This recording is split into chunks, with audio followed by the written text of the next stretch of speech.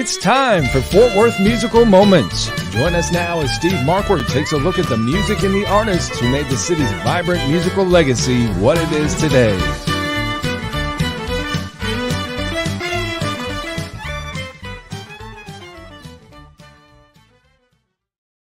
Well, welcome to Fort Worth Musical Moments. Brent Adams along with Steve Markward, who stepped away from Fort Worth to enjoy the splendor of the mountains in New Mexico. And Steve, good morning. Good morning, Brent. Good morning. Hey, these mountains are beautiful, but they also pose I think, a little technical issue up here. I don't think our Wi-Fi or internet's quite as good as it is back in the big city, but I sure am enjoying this. But we're heading back to Texas, tomorrow. So been nice. Well, I know you've had a busy week there, been a busy week here, but today is a treat for us, man. It's we get a chance to spend some time with one of the more powerful vocalists in all of country music, and with her mega holiday hit that we're going to talk about here a little later on in the show, I would consider to be a national treasure, really. And it's our pleasure to welcome into the show Lisa Layne. Howdy. Hey, Lisa, how are you? I'm doing good. How are you up in the lovely mountains right now? Oh, it's great up here. We just it's a pretty new place for us, and we're just fixing it up to allow other people to enjoy it as well. So it's one of those deals, and we've been up here. You know, I'm not a handyman, but I've learned how to change out shower heads, and we're about to see if I can actually install and caulk and finish out tile on a backsplash. So, you know, good luck with that. Which we like. There might be a song in that. I don't know. It's kind of like that song, "One's on the Way." You know. Well, you better be careful being too handy. You get some expectations there. Well, my wife installed one of the shower faucets. She showed me how to do it. Now the truth's coming out. Yeah, and I said, well, Jill, all you need is some baggier jeans, you know, you're going to be a plumber. And she just looked at me like she always does, like, why did I? But anyway, apologize for the delay of jumping on, but I think the mountain deal maybe caused some technical difficulties. Who knows?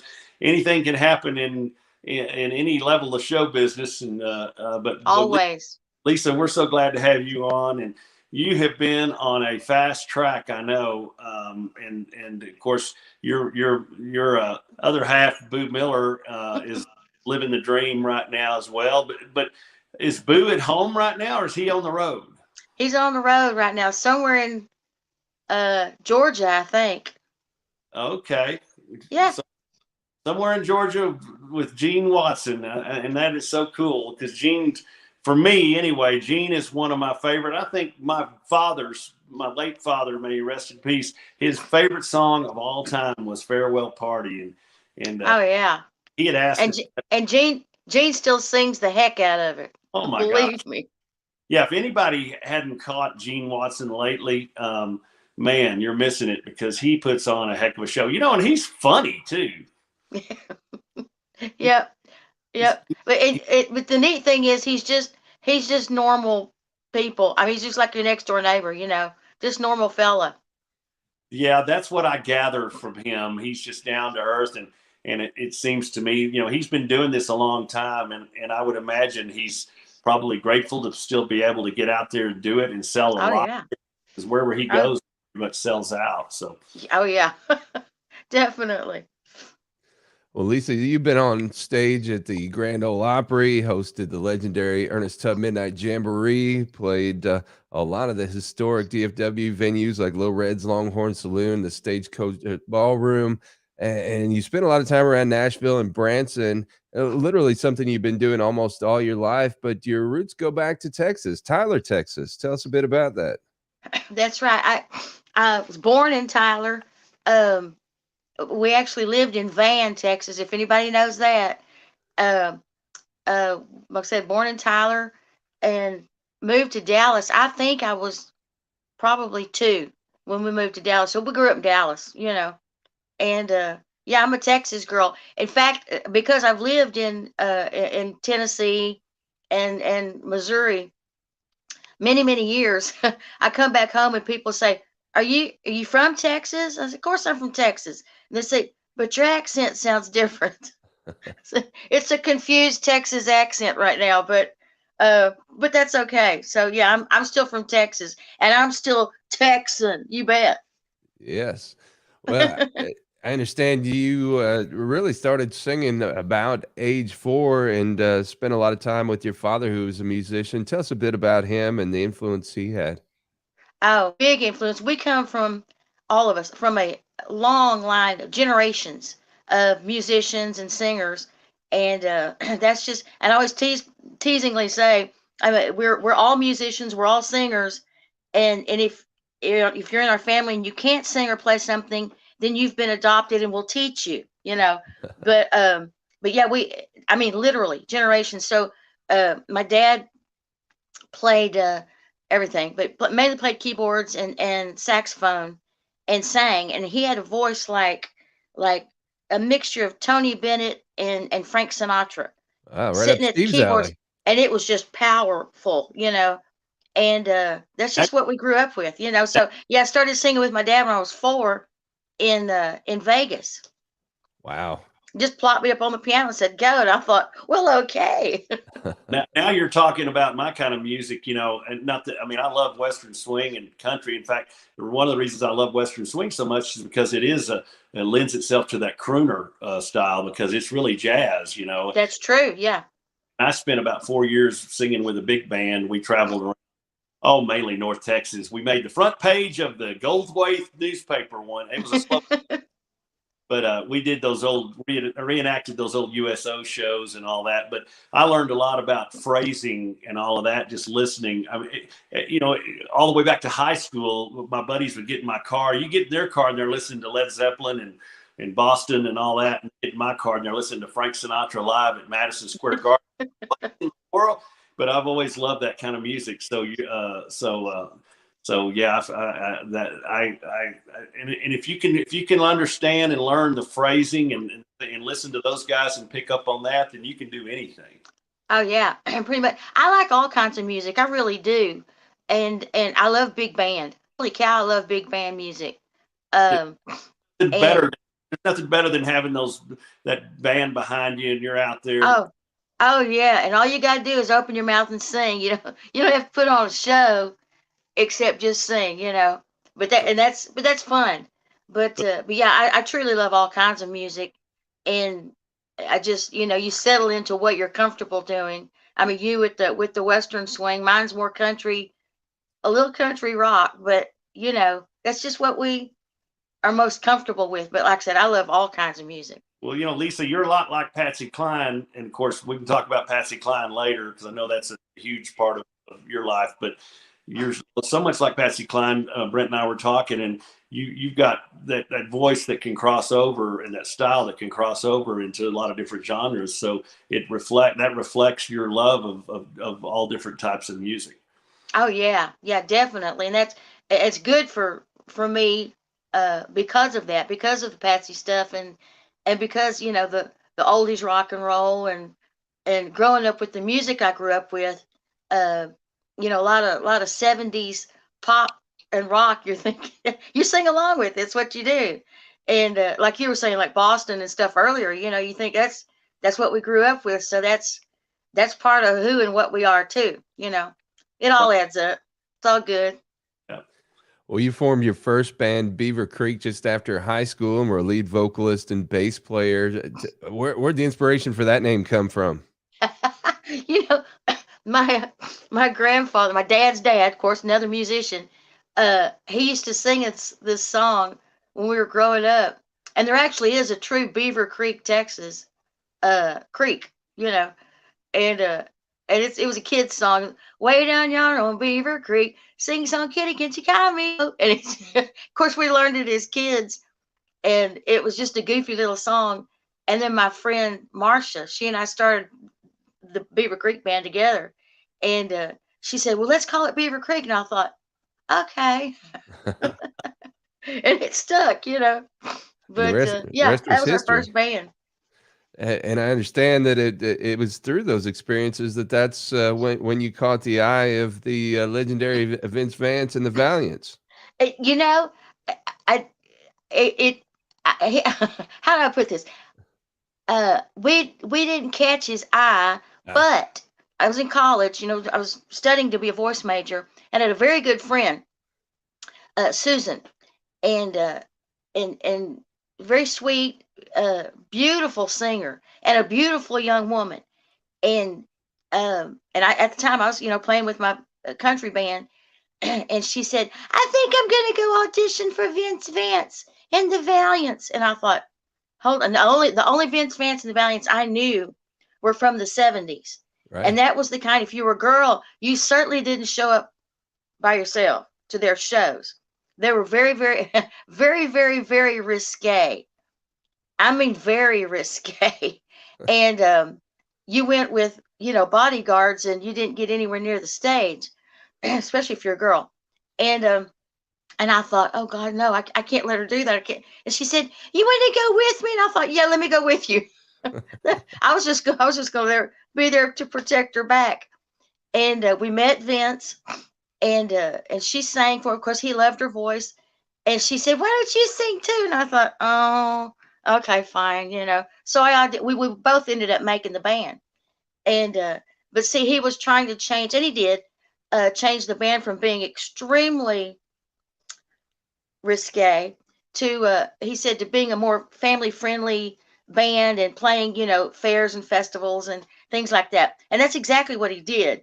So yeah, my friend Susan and I both auditioned for the Valiants and joined joined them, and it was a hoot. It was an abs. And the worst part was, I had just finished singing um, to get a scholarship to North Texas, and I got a full I got a full scholarship, or I was going to join the Valiants. And it's like, what do I do? And I talked to my mom about it. She said, "You do what you want to do." And I thought, okay. I tossed the scholarship out the window, and went on. So you joined the circus. Pretty much. You But it was wonderful. I mean, you learn a lot. And if you saw us back then, the show looked like controlled chaos, and that's what I called it. I mean, it looked like this. The people and the music, and the singers and the dancers and whatever. But we knew exactly what was happening with that one, and that one, and you knew everything. Because it was rehearsed. And that was a lot of fun. And with the Valiants, we stayed on the road. I was with them for 5 years. I was with them 86 through 90. And we stayed on the road, literally 250, 300 one-nighters a year Wow. for those years. And of course, when you're young and stupid, you can keep doing it, and, you don't need sleep for 3 days.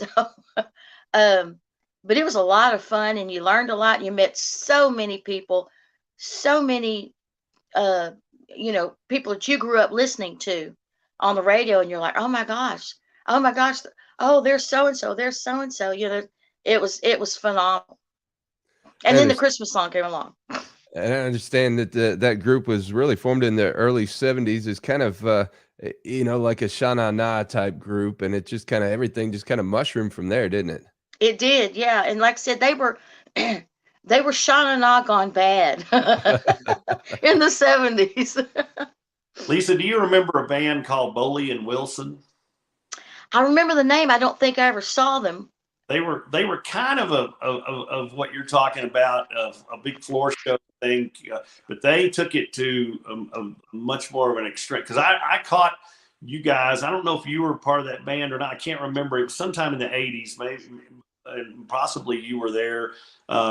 It was somewhere in Fort Worth, and then I remember seeing Boley and Wilson, and Boley and Wilson was more hard edge, weren't like the '50s style. Oh yeah. But they took some popular songs and took them to an extreme. There's one, if I may, there's one song they did called, it was Eric Clapton. He'd just come out with that song Cocaine, and they would run the audience with big bags of baking soda and just throw. Oh, God. So I'm not surprised. yeah, yeah. Uh, Well, that's too funny. You mentioned the Christmas song, and it's only May, but I've had that song stuck in my head all week since we've been working on this show here. Take us behind the scenes in that. I mean, you guys are doing all this other kind of music. Who was it that said, "Hey, we need to do a Christmas song here"?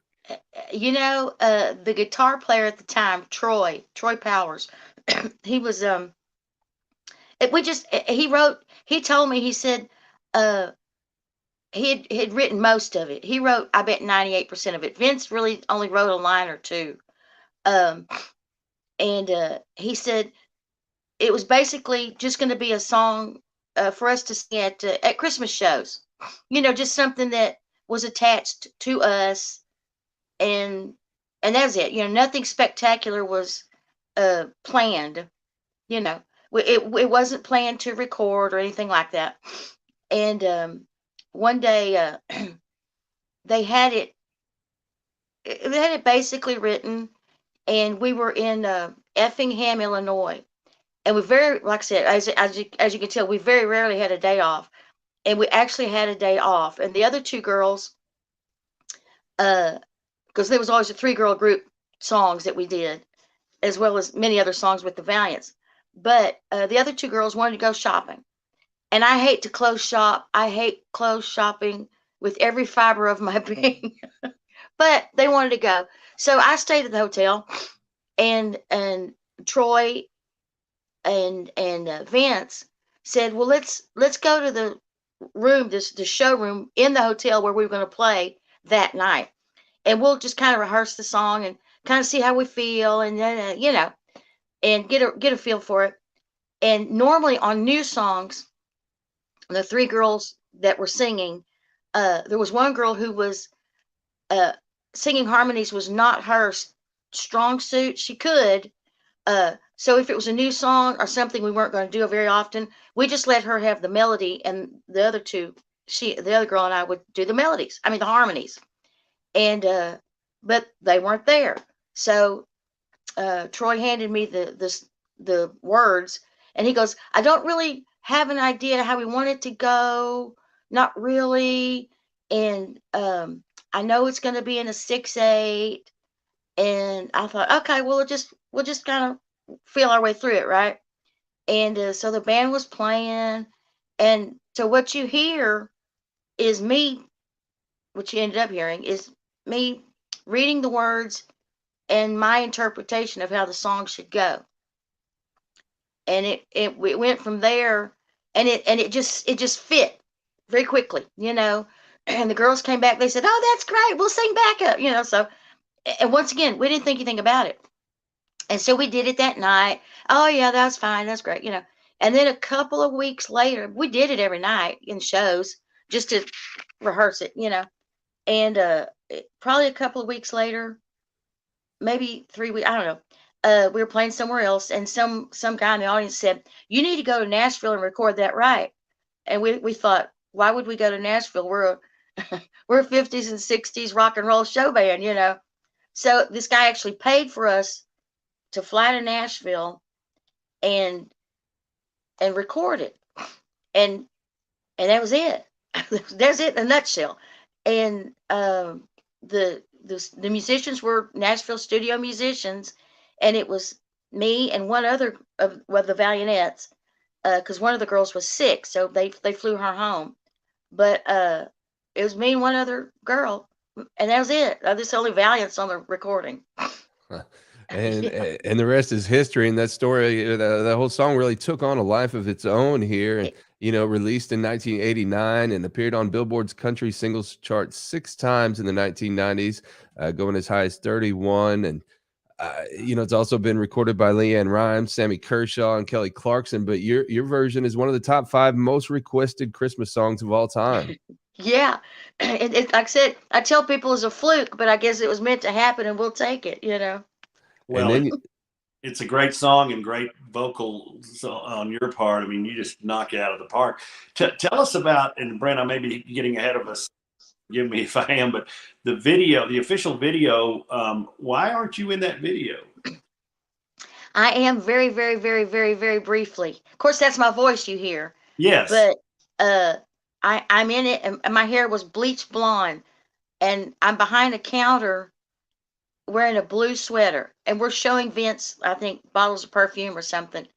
Uh, but when they came to us with the idea for the video, um, I luckily I thought ahead at that point. I thought I don't want people from now on thinking, oh well, she got to play this part in the video and sing it because she's dating Vince fans. I thought, oh no, it's not happening.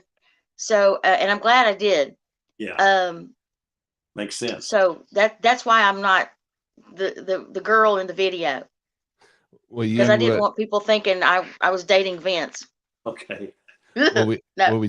we talked about the connection earlier with Gene Watson, and you had the honor of hitting the circle, the Grand Ole Opry, last Christmas time to sing the song. What was that experience like? It was unbelievable. When he asked me, it was last I don't know, October sometime, and I went, my friends and I followed the bus to Nashville because they were going to play on the Opry. Well, we all wanted to sit in the audience and tease Boo and make him turn red so we could take pictures of him while he played. And so we were having lunch the day before or the day of that they were going to play on the Opry. And Gene called me over and he said, "Hey, Lisa, how would you like to sing your Christmas song on the Opry?" And I looked at him like, okay, what's the punchline? And everybody else is jumping and screaming and hollering and clapping. And I looked over at his business manager, and she's nodding her head like this. And I thought, what? And then I looked over at his merchandise lady, and she's doing this. And I thought, and Boo's hugging me from behind crying. And I'm thinking, what's the punchline? I thought he was teasing. And I finally realized, and he kept looking at me like, and I said, I'd love to, you know. And it took most of that day to make me think, oh my gosh, he's serious. But it was being on the Opry was I had wanted to for decades. And you try and you try and try. And I lived in Nashville for 13, 14 years. And you try then and you try and you try. And after a while, you think, well, that's not going to happen. I'm still going to perform and sing and do what I do. Just not going to get to be on the Opry. And then that comes along way later in the game. And like I said, when he asked, and I thought, well, yeah, I'd love to be on the Opry. So when I did step out on that stage and you're standing there, and it was sold out crowd. In fact, they ended up doing 2 shows because they had so many people wanting to go to the show. So they ended up having to empty the audience after the first full show, bring another audience in. And they asked me if I'd sing again. So it was amazing. And you're honored, and you're standing in that circle, and when you step on it, you think, I'm not getting off this circle. But that's what I told Gene later. I said, I'm dancing around, I'm singing, and I said, I kept looking at my feet thinking, don't step off that circle. Don't you step off that circle. And he was laughing. He said, I know that feeling. So it was amazing. Oh, and I know you've sung the song a million times, and you're the consummate professional at performing. But was there a part of you when you walked out on that stage that was just like, just don't mess this up? We got to get it right. Never. Really? Oh, No, awesome. never. It felt comfortable. The Opry had even brought in a saxophone player to play on it, because that's the original has a saxophone on it. And I'll be darned, they brought in a saxophone player. So it was you look around and you think, is this real? This is real. This is great. Oh my gosh, this is great. And it's very exciting. And you could tell, of course, the song had been out forever. And when it started and you hit the first few notes of the song, and the people start screaming and hollering because they recognize it, and then they've made the connection, and it's such a neat feeling, unbelievable feeling. Well, we've got the video of this here. We're going to roll it so everybody can hear it. So you can join me in having it stuck in your head here for the rest of the week. Okay. There's a song that I heard a few years back that just knocked me out. One of my favorite all-time Christmas songs that I'd ever heard. And I had to do a little bit of research to find out who was singing it. And when I found out who was singing it, I didn't find out who was singing it. I asked about it. They told me the song was by Vince Vance and the Valiants. Well, that didn't sound like no Vince to me singing. So I checked a little further, and I didn't have to go too far. I found out that the lady singing the song is married to our steel guitar player. And we decided to ask her out tonight as my guest and let you folks hear it firsthand. And so I want you to meet her in person, and she's going to do it for you. The fantastic Lisa Layne. Let's hear it for her.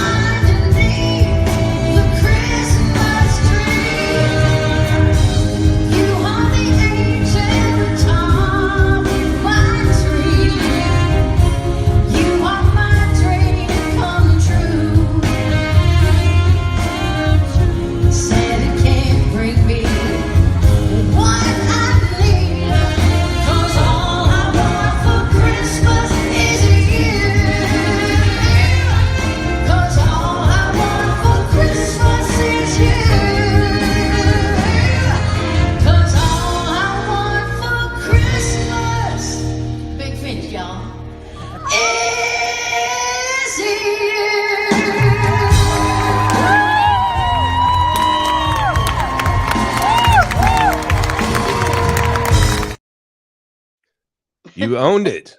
It was fun. So much fun. That video was a courtesy of one of your super fans, Charlotte Schiffman, I believe. Yep. Yeah, and so we thank her for that, and hopefully she's watching. I just think they ought to just go ahead and just have a set booking every year around Christmas for their. I do too. Well, they did ask me back, so I'm guessing it'll be around Christmas time. I hope so. Well, when I say that song take on a life of its own, it actually ended up back in the headlines last year when Vince filed suit against Mariah Carey for that name. Were you ever in contact with him about that, or were you aware of it as it was No, going on? no, I'd heard about it. Someone contacted me and said, "You know anything about this?" And I said, "I don't want to think about it." But uh, you know, first of all, you can't copyright a title Right. at all.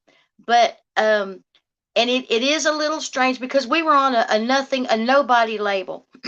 I mean, it was just like, Fred's uh music label. I don't know, something like that. But it wasn't a major label at all.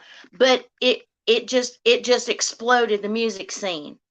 And no major label, no anything. And if you think about it, how many thousands and thousands of Christmas songs are released each year? Right.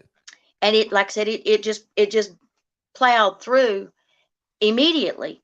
And I'm sure after 3 years at least, it caught the attention of Mariah's songwriters.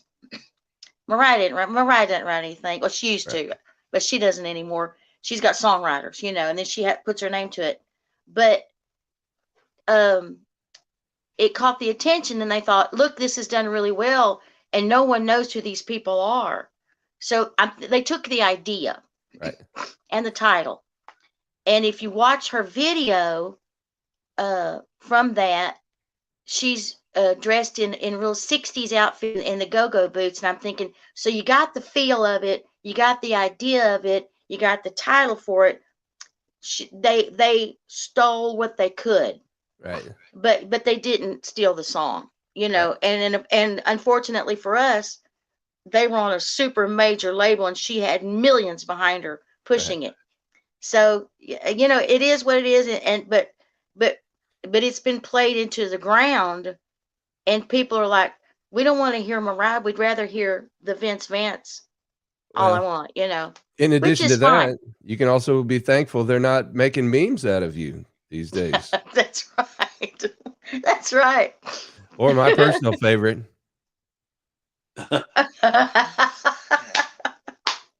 people Gosh, that's funny. people I haven't still seen those. people still appreciate the classic one. So Yeah. that's that. And he did drop that suit, and I guess Yeah. calmer heads prevailed there. But Steve mentioned earlier Patsy Cline. After you left your touring with Vince Vance, you went on to Nashville, and that was kind of the first taste of performing as Patsy Cline, and that's something you've continued to do throughout the years. And Patsy's become a big part of Lisa Layne. Big part. Yeah, and I didn't see that coming either. Yeah, I got married, and my husband and I moved to Nashville in '92, and and he'd gone to college with this DJ guy who's also like a jazz drummer, and so his name, I can't think of his name right now. Anyway, he had joined the first national tour of a show called A Closer Walk with Patsy Cline. It was based out of Rock Island, Illinois, and they had a girl who was playing Patty, and then she decided a couple of weeks into this first national tour, which was going to be months and months and months and months, she wanted to go to Branson and do something else. And so they had months of this show booked and no Patsy. So he had seen me with Vince Vance. And so he called us one day and he said, hey, you want to audition for this Patsy Cline show, national tour? And I said, yeah, me and about a million other women, sure. And he said, no, come on. So I ended up sending them, back then, I sent them a cassette of me singing a couple of Patsy Cline tunes. Strangely enough, my dad was playing the piano on the. He said, "I'll play a couple of tunes. You sing, and we'll tape it." I said, "Okay." So it was my dad playing on my audition tape. But sent that in, and I'll be darned, they flew me out to Rock Island, and I auditioned again, and they said, "Okay, you got it." And I thought, okay, I still didn't know much about it. And from that point on, I started doing the first national tour of that show. Did that show for I don't know how many years. Um, and then that led to, of course, performing it for 3 years in at the Troubadour Theater in Nashville, and like I said, and it's true, I ended up portraying Patsy Cline in 3 different shows about her and her life, one of which Boo and I wrote, and for 25 years full time, and that was literally like 4 or 5 nights a week. And of course, you can't go wrong. Her music is flawless. Her music is timeless, and people still to this day love Patsy Cline, and it's wonderful to bring that to people and let them hear it again, and I love doing the shows. I I really don't want to dress like her anymore, but they want to see the costumes, so what can you do? I was going to say, after doing it for that long, did you start to forget who you were? No, not at all. No, believe me, I've never confused the two. I've met many women who've been in those shows over the years, and they strut around and they dance, or not dance around, but you could tell they're thinking that. I'm thinking, oh, honey, no, you didn't make that song popular. You're just playing, you're performing as her, But no, I've never crossed that line at all. Not at all. Well, I tell you, we've got another clip of that here, and I want to share that as well. This is Lisa doing Patsy Cline.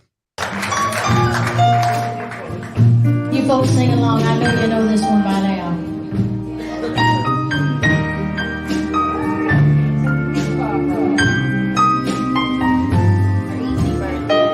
Crazy, I'm crazy for feeling so lonely. I'm crazy. Crazy for feeling so blue. Oh, you sound like $1 million in there. I knew you'd love me as long as you wanted, and then someday you'd leave me for somebody new.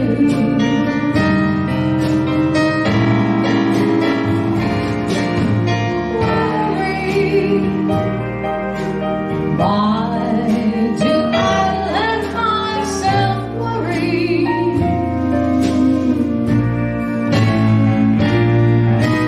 Wondering what in the world did I do?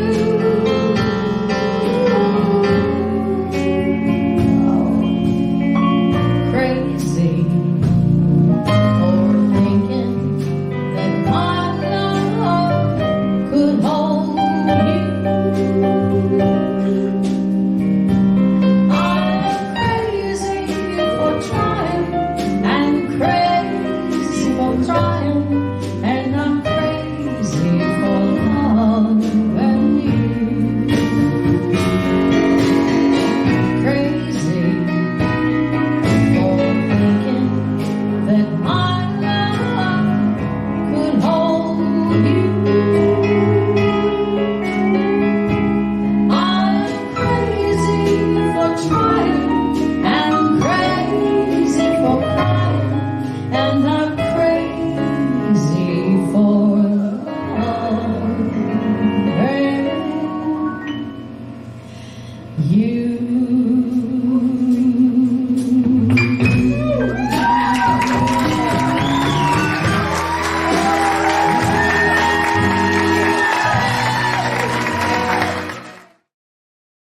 Steve, I forgot who I was listening to there for a moment.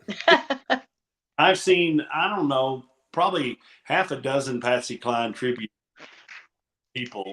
Maybe not that many, but enough. But I'll tell you, Lisa, you are by far, when you close your eyes, there's no way you can't tell the difference. And it's amazing. Well, thank you. We did really a legend and a friend last week, Claude Gray, and Claude toured with Patsy for a while back in the 60s, I think. And he Yeah. told he told me that she was a real character. You see her, the clips of her on stage. There's not a whole lot out there, but when you see her, and she's got that real classy, sophisticated thing going on stage, but off stage, he said was the biggest redneck you could ever meet.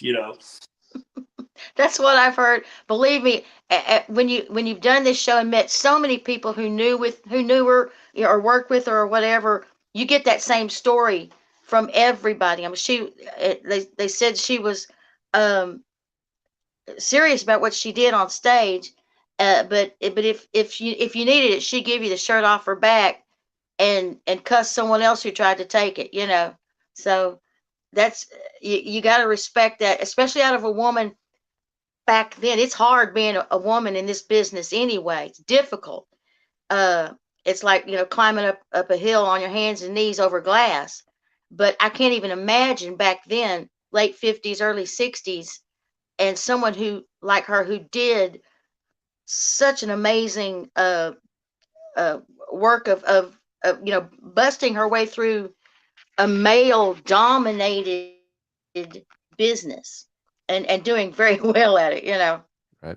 And do Yeah, I understand correctly? You also had the blessing of Patsy's husband, Charlie Dick, in doing this as Yep. well. Yeah, and you meet a lot of girls who've done shows like this over the 20, 30 years or whatever, and they say, "Oh, I'm backed by the Klein Foundation." It's like, "Oh, no, you're not." I actually have a letter from Charlie and his daughter, and it said, we I can't think of the word right now, but I got it when I was working at the Troubadour doing a closer walk with Patsy Cline, and I opened it up. Of course, the band was back there. We were in the green room, not starting the show yet. We were ready to start it, and I was opening the letter up and I read it and I said, "Oh wow, that's cool." And they said, "Hey, you've been stamped like a side of beef." I said, "I guess so," but yeah, my little letter that says so. So yeah, it's very flattering, but the main thing is, I think what makes a big difference is, you go on stage and you're not her. You don't think you're her. You're portraying her, and you're giving people the music um, as close as possible, and that's it. You know, and that's that. I try to think of that every time. I call that channeling. That's kind of I guess I don't know. Of course, nowadays in the show that Boo and I wrote, I at the second half I throw in a little bit of myself because at this age, and I jokingly say, look, I could play her grandmother at this point, but I throw in a little bit of myself in the second half, and we do some funny stuff, and I say, look, I'm gonna break character for just a minute, and I'll tell them stories that I've actually heard from people I met and from Charlie and this and that, to kind of break the monotony of, look, it's another Patsy show and she's doing music and the band's playing. I love You know. that song. She's Got You. That's that's really good. I don't know if we want to spoil it because those that haven't seen your show need to see it for themselves. But now the band that you got with you on your Patsy show, is that the same members that are comprise the that make up the One Lane Road band, or? For the most part, yes. But on a Patsy show, we bring in a keyboard player, um, from town, and I mean, I have my band here in the Dallas Fort Worth area, and if we're playing like further down in Houston, I have a band down there. Not my band, but it's my band. If I give them a heads up long in advance, um, and we've done Patsy shows down in the Houston area, and I also have, um, if I'm playing anywhere like in Nashville or Kentucky or Alabama or any one of those places, I have a band out there that I use, same group of guys. And of course, as long as I give them a heads up, it can't be an overnight, hey, I'm coming into town tomorrow. Yeah. But as long as we set it up in advance. So I have three different bands, but the one here in the Dallas Fort Worth area, we work together, 90% of the time. I know how that is when you got all these really good musicians. You try to surround yourself with the best ones, and like my band, I had to give them about 2 years notice. I think those guys are going. They got to go where the is, and they're well sought out. So to pull them together sometimes is like cats. Yep. Well, Steve was mentioning Claude Gray earlier, and of course, we lost Claude last week. And I had a special that I put together this past week on Rural Strong Radio, remembering his life. And in doing so, I had a conversation with Jennifer Herron, who is the past host of the Ernest Tubb Midnight Jamboree, which you were on at one point with Claude Gray. And I just wanted to ask you about your recollections of Claude. And after that, I wanted to play a clip from that interview, because she didn't know you were coming on this show this week, but she got into talking about you and about that experience. So I wanted to share that with folks. But first of all, just your thoughts about Claude.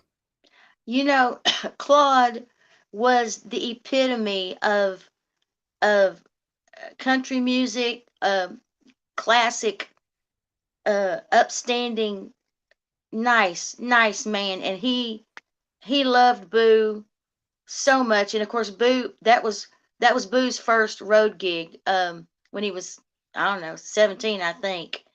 And he learned a lot working with Claude. And Claude kind of, if Boo tried to get out of line, Claude would crack the whip and say, "No, boy, And but yeah, he was a great guy, and of course a great singer, and did some great songs. He was just a nice person. Every time you saw him, you wanted to go up and hug him. Right. And it was fun doing shows with him. And of course, when Boo would step on stage, every now and again we'd do a show with Claude, and Boo would step on stage to play steel, and Boo would just be glowing, just like he's home with his daddy, and that made me feel good. So it was always a wonderful experience to perform with Claude, always. Claude had a big heyday in the 60s, and then he had a resurgence of popularity here recently, right up until his passing. And I thought that was really cool to watch, and it was an honor for me to be able to meet him. I didn't get to know him real well, but we spent a few hours talking. We talked on the phone a few times, and H.D. Ainsworth out of Minden had a lot to do with helping him kind of get back out there, and that was neat to watch. So it was really, really cool to see him chart some songs, these last couple of years. Yeah, and he loved it. He loved it. that was his life. That was it. Yep. Well, I'm going to share this clip here. This is Jennifer Herron talking about Claude Gray and about Lisa Layne. Tell me a bit about your first meeting with Claude. Do you remember what that looked like? Yeah, so I was aware of Claude for a lot of years. I had worked in radio in San Antonio, and we had a classic cafe that I hosted. That was like the real classic songs people would request, and I'd get a lot of requests for Claude Gray down in there in San Antonio, Texas. So I knew his music, but I don't think I had ever met him before. And I was working over at the Ernest Tubb Midnight Jamboree announcing the show, and our host was going to be Lisa Layne. Lisa Layne was coming in from Texas, and she had been doing some shows with Claude Gray. And Claude Gray was going to be her guest. And I'm thinking, wow, because, you automatically think this legend is your host, but he was going to be the guest. And I hadn't seen him. I didn't know if he had arrived or anything. And I was sitting behind the curtain. There is just if you've ever been backstage at the Ernest Tubb Midnight Jamboree, there is literally just enough room for a folding chair there, right behind the black curtain. And I was sitting there, and this really tall guy comes walking back there and just sits right next to me, very quiet and politely. And I said, "Hi, I'm Jennifer." And he goes, "Well, I'm Claude Gray." And it was that voice. He didn't even have to say his name. He had one of those distinctive voices. Right. You know what I'm saying? Yes. That person could call you on the phone, you not recognize the phone number, and he wouldn't have to say who it was. And I didn't know he was so tall in stature. I need to look it up. I don't know. Was he 6'4", 6'5", or something? It seemed like he was just larger than life, and he just had this presence to him. It's that inexplicable charisma that some stars have. And he was so soft and gentle, just like you described him a few minutes ago, where um, he was fine playing the role of guest. Do you know what I mean? Some legends can't do that. They've got that stature. They should be the host, the headliner, not him. And he was such a fan of Lisa Layne, who is a phenomenal singer, that he was fine just being the guest that night. So he sat backstage with me and we shot the breeze back and forth about Texas, about music, about all kinds of things. And I just found him so enlightening and a joy to be around. And when he took the stage, I mean, everybody was just like, I think, blown over by him because of his voice again. It was like, oh, there's that voice. I mean, yeah, that's Claude Gray's voice. I mean, no mistaking it. No matter how much age he may have had, on the birthday cake, how many candles, he was still that same big voice. And he was just so polite to work with. I can't tell you how he was so gracious. He kept thanking all of us. Thank you. Thank you for having me. Thank you. Thank you. Again and again. That's the kind of guy he was. Yeah, that's it. So a special night. Yeah. Yeah, that was awesome. And like I said, every time we would do a show now and again with Claude, that's it. That's it in a nutshell. Yeah. Well, and one of the people he recorded with later, as Steve mentioned, was Bobby Mackey, and that's somebody you also had a chance to do some work with as well. Yep. Bobby is a hoot. And if you've never been to his club in Kentucky, of course it's been on these ghosty shows all the time, and that's in the back of your mind. But it is a hoot, and he has a built-in, very, very young crowd.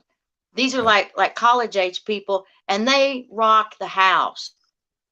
And of course all that does is inspire you on stage, or inspires Bobby. It's a wonderful place to play, and Bobby and his wife Denise are just fantastic people, and they do great music, and so does Bobby's daughter Anita.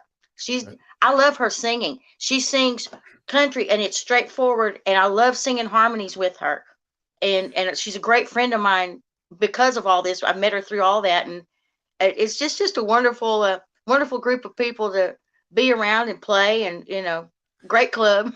Well, you bring up something fascinating, because I also had a conversation earlier this week with Scott Southworth, who now has kind of taken over the Honky Tonk Tuesdays at American Legion Post 82 in Nashville, which has become kind of one of the last outposts in Nashville for true honky tonk music. And they just started a new show this past Tuesday, and he told me it was a very young crowd, very much like Bobby Mackey. So it really kind of gives you hope for the future of where all this music is going. I hope so. Yeah. And the crowd that Bobby brings in, and it's a full house every weekend, believe me. They love what he does, and he does old country, and the stuff that he records, and a lot of it is written for him, or he writes some of it, is it's got that old country sound. So yeah, they're loving it, and the young people are loving it, and I'm like you. I'm hoping and praying it's catching on, and they continue that. Believe me, because some of this stuff you heard today, and you're like, okay, please don't play that on a country station. That's horrible. Well, you talk about stepping away from Patsy Cline and showing more of your own range here. You had a chance to record with Bobby. Tell me about the song "Honey, I Do Too." You know what? It was supposed to be just ooh ah, la la la la la, that kind of thing, back up.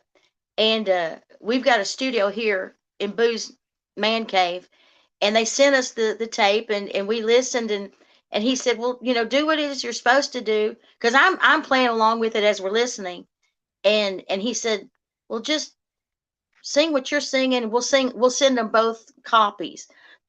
So they ended up going with Bobby called, and he said, hey, I like that. I won't put that one in that has me singing the whole thing with him. And we said, oh, okay. It's fine with us. But it kind of started with that. That wasn't the idea in the first place. I was just, doing the basic ooh ah ooh on the the verse. I mean the choruses and stuff.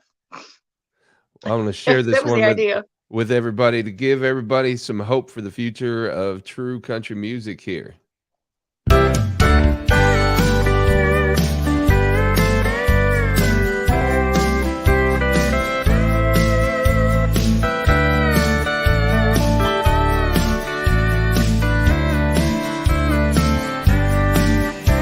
If you got a notion, go to the ocean where the water is blue. If you want to lay a blanket down on the ground and stare at that big old moon. I'd go anywhere, do anything, baby, that you want to do. If you got a notion to go to the ocean, well, honey, I do too. If I had $1 million, I'd spend it on you, just to see you smile. If you wanna go for a walk, laugh and talk, I'm in for every mile. My heart is in it, I love every minute that I spend with you. If you wanna love me the rest of my life, honey, I'll love you too. The moment I met you, I just had to get you out on that big dance floor. The dance was so fine, you crawled in my mind, I had to have one more. As we danced the night away, you took my breath away, you were my dream come true. Now that we're married and you said I do, well, honey, I do too.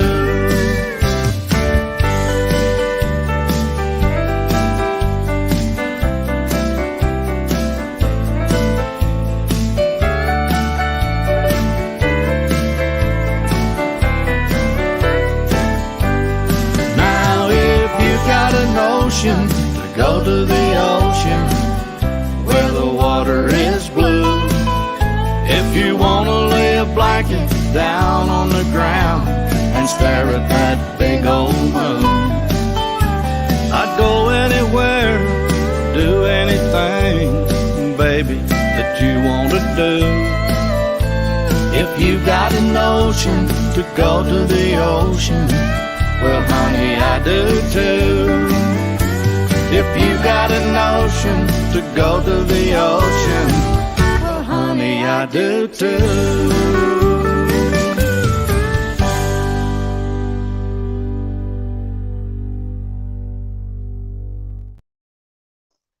Awesome. Two voices that go just really well together.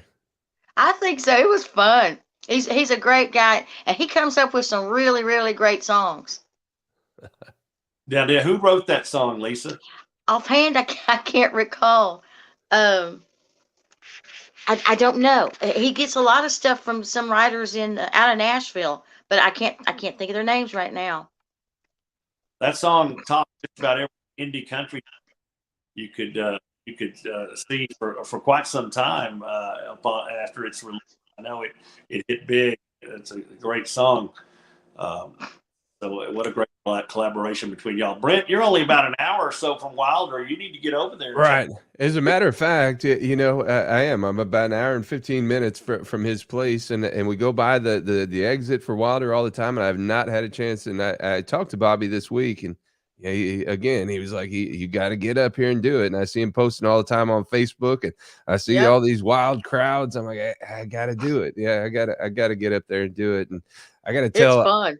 It's a fun place. I got to tell on Bobby a little bit. He was part of my special on Claude this week, and we're communicating back and forth, sending messages. And he was supposed to call me at noontime to do an interview earlier this week. And noon came around. I didn't hear from him. Didn't hear from him at 1. Didn't hear from him at 2. Finally, I gave him a call at 4 o'clock. I said, "Where are you at?" He said, "I'm sorry, I fell asleep on you." He said, "I've been late nights," and then he's living the rock star life still out there. He was up all night and sleeping all day. He does. He does. I'm telling you, he rocks out. He does. And of course, his band, is just like clockwork behind him. They, uh, they play together so much, and they move as one, Right. and it's phenomenal. So yeah, I can see him being tired at the end of the night He because had me a little he's bit rocking worried. it. He had me a little worried there. I didn't know what happened to him, but he had just he conked out for a while there. But man, you think of all the people like Haggard and Jones that have been through there and played there, Yep. during their heyday. Just an incredible history behind that, and it's awesome that he's still keeping it going, and it's awesome that it's being so supported by a younger crowd. We Yep. talked about some of the legendary stages you've been on earlier, and one that I didn't mention that I want to make sure that we bring up here. Last summer, you had a chance to play at the legendary Shreveport Municipal Auditorium, home of the Louisiana Hayride, for Keeping It Country Live. What was that experience like? That was amazing. I had never been in there, and you see it from the outside and you think, wow, it's a big building, but you go in there and it's the architecture and the room and the massiveness, and you can tell it was built with with the idea in mind. You stand on stage and speak. When they built it, everybody didn't have microphones. Right. You can speak on stage, and I'll be darned, they can hear you in the back of the room. And it's one of those places, and it's beautiful. It was an amazing event, and so many artists, and it was crazy, but it was a lot of fun. Yeah. Well, you got a chance to share the stage that night with another of my favorite people, Linda Davis, and got to sing a classic song there. Oh man, what a hoot! She's such a sweet, Ah, sweet. I'd never met her. She's a very sweet lady, and very kind and very quiet. And I'm thinking, honey, you're from the South. Speak up, But no, she was very kind and very sweet, and to actually let me sing that song with her. a fellow Texan. Yeah. Well, I've got a clip of that here. I want to share that too, and this is one that you take the legendary Reba McEntire part in this one, Yeah. and do it justice. Here we go. Miss Lisa Layne said she'd come and sing this duet with me. She's got red hair. She's got a great voice. Would you come out and sing this with me? Y'all say hello to Lisa again. She's been out on the stage. You didn't mind doing this with me? No, are you kidding? No. Because it's not pretty when I try to do a duet by myself. It's weird though. It is. Would you sing Reba's part? Look at this pretty red hair. Okay. Now here we go, y'all. Go ahead, Lisa. I'm sorry.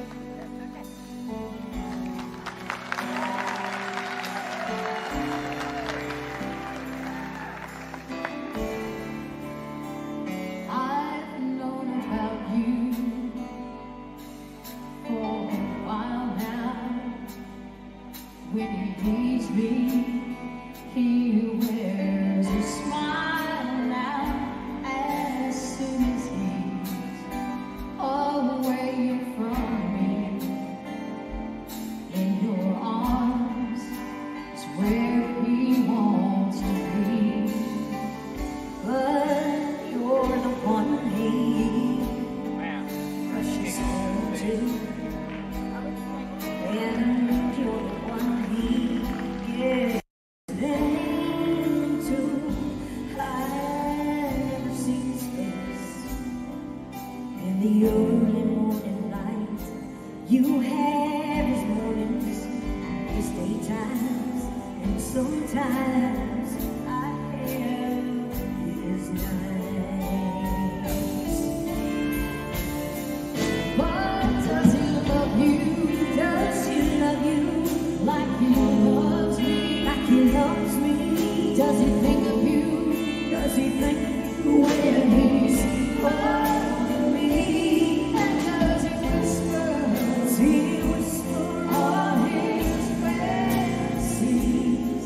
Does he love you Does he love you like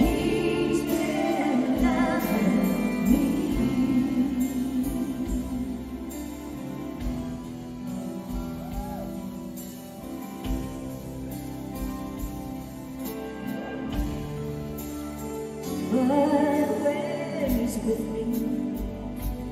He says he needs me, and that he wants me, that he believes in me.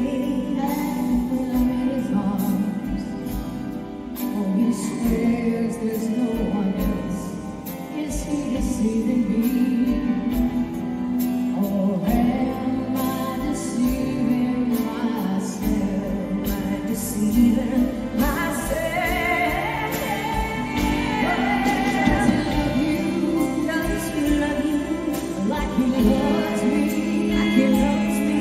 Does he love you? Does he think where he's holding me? Does he whisper? Does he whisper all his fancies? Does he love you?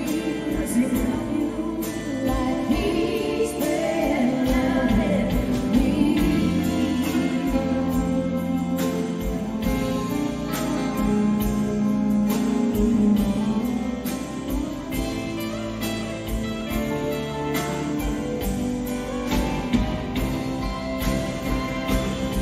Oh, shouldn't I lose my temper? Shouldn't I be ashamed? 'Cause I have everything to lose. I have nothing to gain.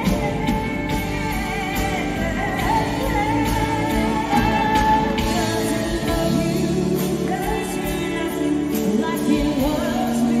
Like he loves me? Does he love you? Does he think where he's holding me? And does he whisper all his fancies? Does he love you? Does he love you like he's been loving me?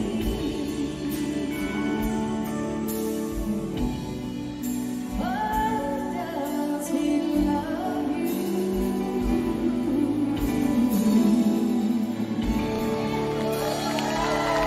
Lisa Layne, you rock.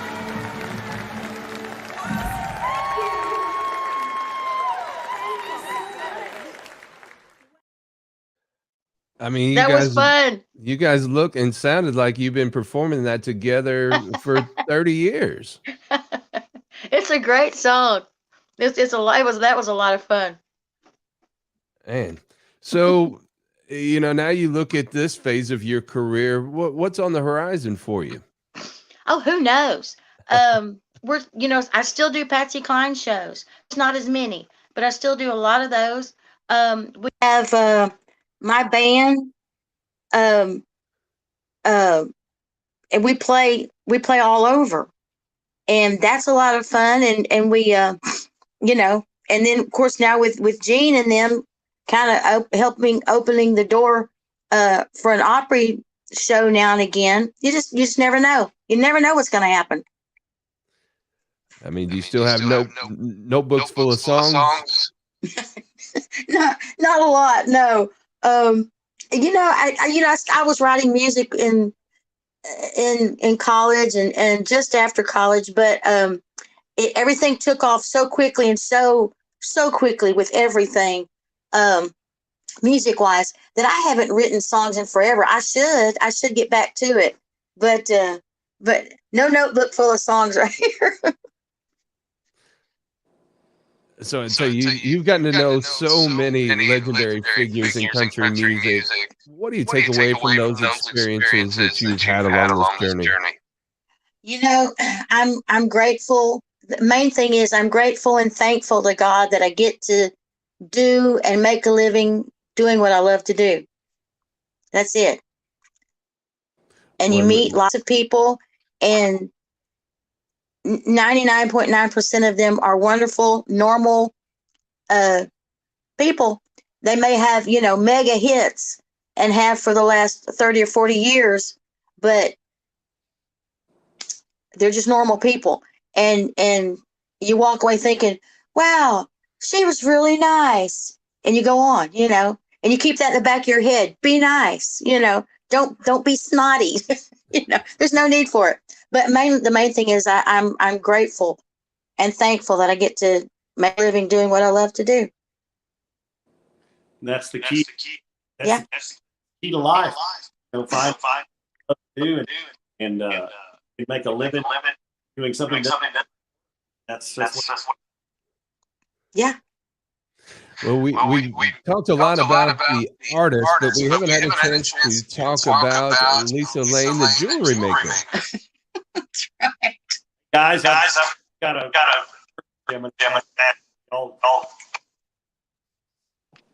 Do it. I don't even know what he's talking about there. Yeah, the jewelry. It started out.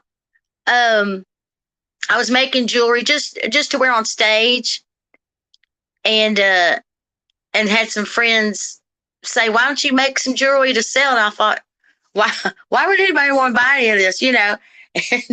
And so I would make a piece or two now and then, and I would have it with my CDs and stuff after shows, and ladies were buying it, and I thought, oh, okay, that's neat. So I began to make more because I enjoy making it. It's all natural gemstones and stuff that I use, and that went on for a couple of years, and I thought, well, they really like that. That's fun because I enjoy making it. And then I began to notice that ladies, of course, the most who buy the jewelry, and they say, I'm always drawn to purple stones, or I'm always drawn to, green stones or whatever. And I'm thinking, oh, how about that? It's terrible, I know. But I was reading about this stone and that stone and, what looks good with you, whatever. And then all of a sudden I came across an article that began to say, hey, did you know people have used stones for healing for years? And I thought, well, I've heard of copper, for arthritis and such. And then my whole focus went from here to here with the stones. And I thought, well, how, and it's nothing weird. It's what's in the stone from the ground, the minerals and and things like that. And in fact, they still use quartz points in electronics to this day. They still do.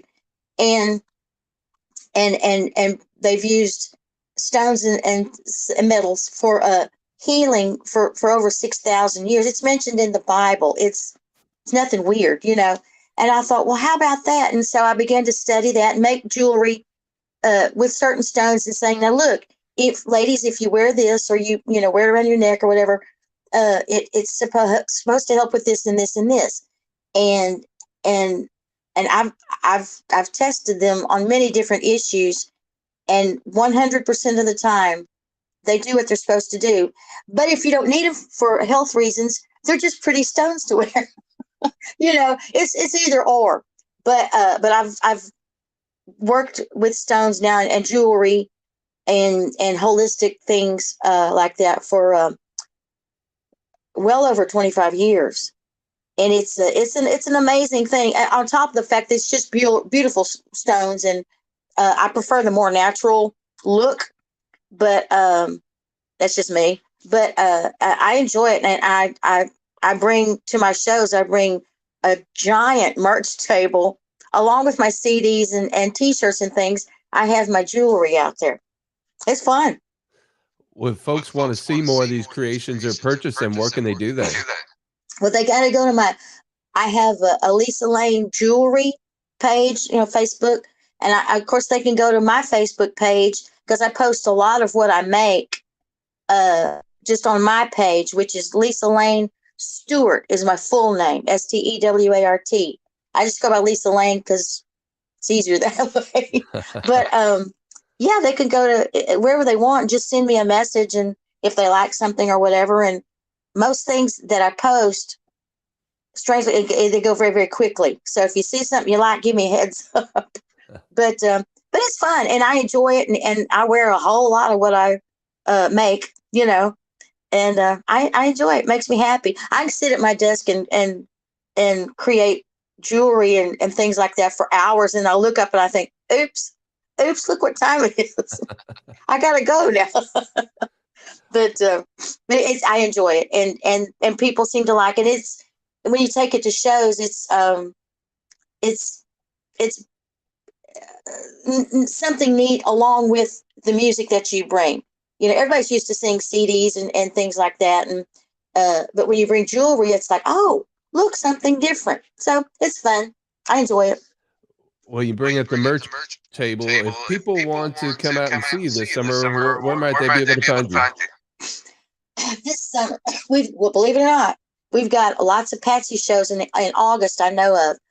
And we've got in Tomball, Texas, which is like a suburb kind of north of Houston. We have a Patsy show. We have, of course, I'll be at Little Red's at Fort Worth Stockyards at this month, the 26th of this month, and which is always a hoot. If you've never been, I suggest you go. Let me see. Where else am I? I can't see my calendar from here.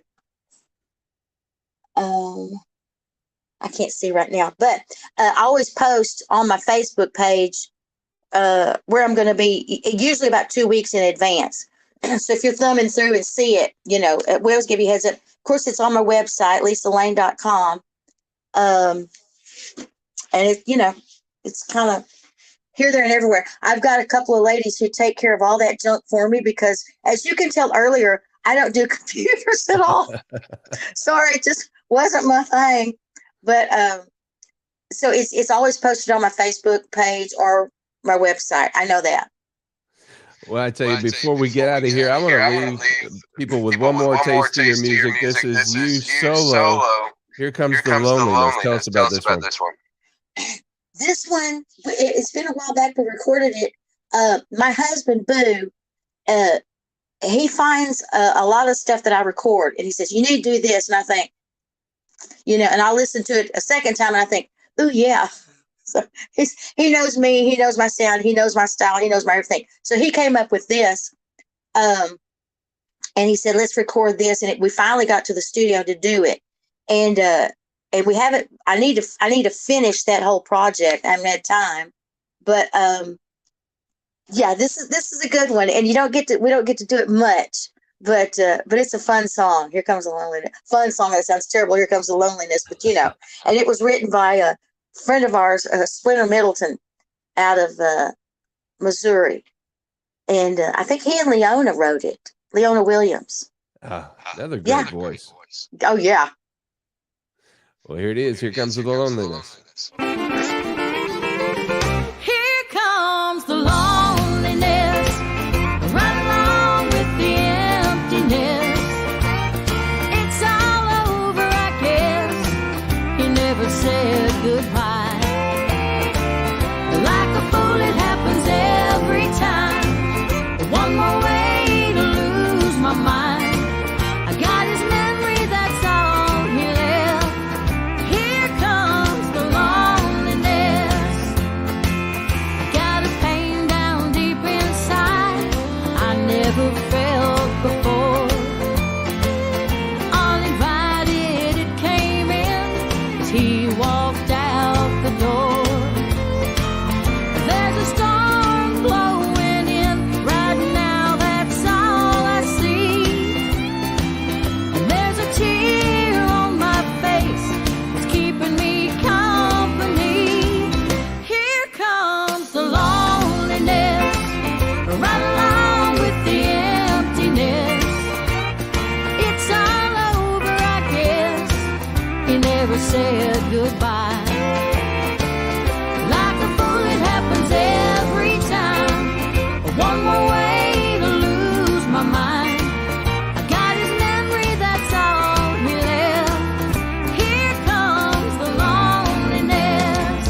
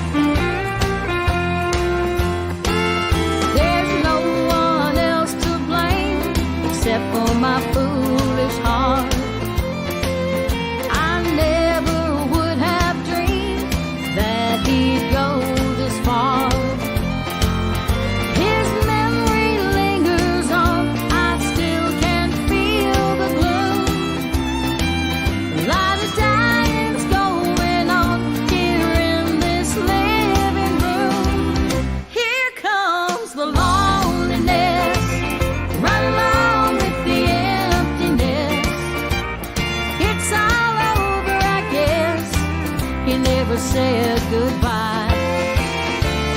Like a fool, it happens every time. One more way to lose my mind.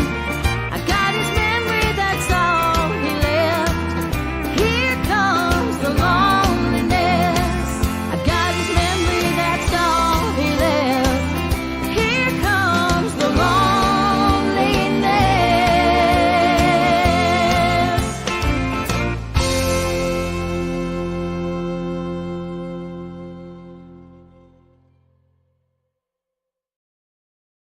Now that there, folks, is true country music.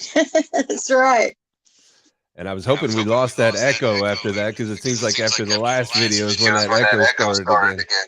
Uh-oh. 'Cause I think that means it's probably time for us to get on out of here. And Lisa, we want to thank you so much for taking the time to join us. And we hope you come back and join us again. I'd love to. Thanks for asking me.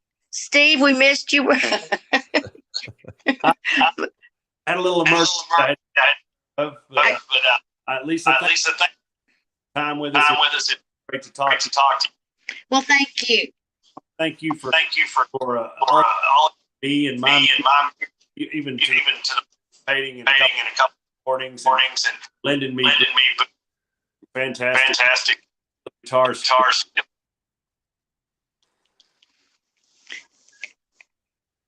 I can't hear him. He's saying thank you. Oh, well, okay. Well, I appreciate it. Thank you. Thanks for asking me. And Lisa, I'm going to take you out of the mix for just a minute, but don't go anywhere. Okay. All right. I think we got rid of our echo problem here for the moment. Another great show here. We apologize for the technical difficulties there toward the end, but man, just great to spend some time with Lisa.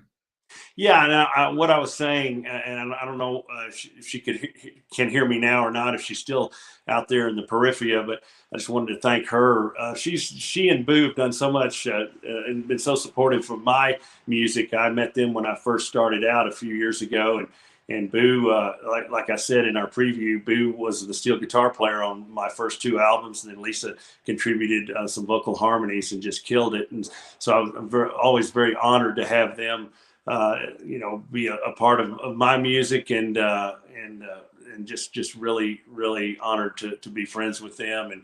And I feel like we just barely scratched the surface with Lisa. I know. To have her on. Absolutely. I mean, she's done so much throughout her career that, we would have to be here all day to kind of delve deeper into some of this stuff. So I hope she'll come back and we can kind of travel some of those roads a little bit later on. I want to make sure we get a recap here. What's the latest with Clarksville Creative Sound? Well, Kurt is. I talked to him yesterday. He and I have been working on some more strategies and partnerships on getting our music out there to more places and trying to continue to build this media network. We've had some other meetings with the Pierce Media Group and some other folks as well. I've been talking with Mary Minter and pulling some strategies together on promotions and just all kinds of things to support our artists as we're bringing them on the label and get them out there. And then we're working on of course some live music opportunities and still working on this National Hall thing. We're getting real close to nailing that down and putting a really good sound system in there. And then looking forward to making that kind of a home base for us to bring in not only Clarksville Creative Sound artists, but the artists from everywhere. I'd love to have Lisa come out and do a kind of a Christmas time deal with us, and that would be fun. So we'll have to talk to her about that. But lots of things going on, so very exciting. I think Kurt, toward the end of the month, maybe the beginning of June, has got a girl that you brought to us coming in the studio to write and to record, Evie May. Yeah, exciting. And I just can't wait to see where her career takes her as a powerful vocalist and still got plenty of room to grow here. So I would expect big things once she gets under the tutelage of Kurt Ryle. We want to remind everybody Kurt's road stories. We just did one this past Monday, and you can see that archived on the Kurt Ryle Road Stories Facebook page. We do them every other Monday, so we won't have one this coming Monday, but the following Monday we'll have one. Those are at 7 p.m. Central. And Kurt kind of walks you through some of the memorable moments in his career working with some of the legends in country music. So I hope you go check those out. And also, I hope everybody will get plugged into the Fort Worth Musical Moments Facebook group, as well as the Clarksville Creative Sound Facebook group and the Rural Strong Media Facebook page. We've got a lot going on here, a lot of moving pieces, as we say every week here. So I hope everybody gets plugged into those groups. And we want them to be participatory. Make sure you're make sure you're sharing, and there's a lot going on here. It's a lot to be excited about. Well, yeah, and don't forget our good friend Dina Wood, who I think I think it's safe to say that she's finalized her acquisition of I2I Records, so she'll be able to sell music off of that portal as she gets that kind of wrapped up into her brand. And so you'll be able to go out there and buy all this great music from these independent artists, including myself and all these other great. I mean, she's going to have a huge catalog of music available for downloads and to actually, I believe, buy physical CDs, which we love that. So Dina is working hard to get this music not only out to hundreds or thousands of radio stations, but she's going to get it in the hands of the fans as well. That's exciting stuff. Well, I hope everybody will stay plugged into all these groups here so we can share the latest as we have them going on. And I want to invite everybody to check out our Rural Strong Radio, which is our 24/7 streaming radio station found at ruralstrongmedia.com or on the Live 365 streaming radio app. It plays the best in traditional country music, Western swing, and bluegrass. With a little Southern rock and inspirational. You'll find your Steve Marquardt on there. You'll find your Lisa Layne on there. We've got a lot of great music spinning, plus our agriculture programming. We added Landline Now, a new trucking program, a daily trucking news program. And next week, starting Tuesday, Thursday, and Saturday, we also bring in Beltway Beef. We kind of teased last week we're going to be beefing up our coverage, but just in time for National Beef Month this month, we are adding a weekly show courtesy of the National Cattlemen's Beef Association, where we're going to be talking about policy issues and some of the other issues affecting the cattle industry. So just continuing to bolster that coverage on Rural Strong Radio. And we mentioned the Claude Gray special earlier. Thank you to everybody who participated in that and everybody who listened to it on Wednesday. We are going to re-air that this Saturday at 8 p.m. Eastern, 7 p.m. Central. Also Sunday, this coming Sunday at 3 p.m. Eastern, 2 p.m. Central. So a couple more opportunities for everybody to hear the Claude Gray special. And we're also going to be putting that out in podcast form here in the coming days as well. So if you miss it on Rural Strong Radio, we'll let you know a little bit later where you can go find that as a podcast so we can adequately remember our friend Claude Gray. And if you missed this show, you can always watch it in its entirety as it's archived on the Fort Worth Musical Moments page. So invite everybody to go back and, if you missed any part of this, to go back and check it out and check out previous episodes. We've been doing this now for how long, Brent? About 3-4 months? Man, yes. I was just trying to remember the other day. It's flying by. We've probably done 15 of them already, and they're going by quickly here. So make sure those all archive on there. So make sure you go back and look at those past guests, and we're going to keep on building week in and week out here, and just bringing you more of the folks who have made an impact in the Fort Worth music scene over the years.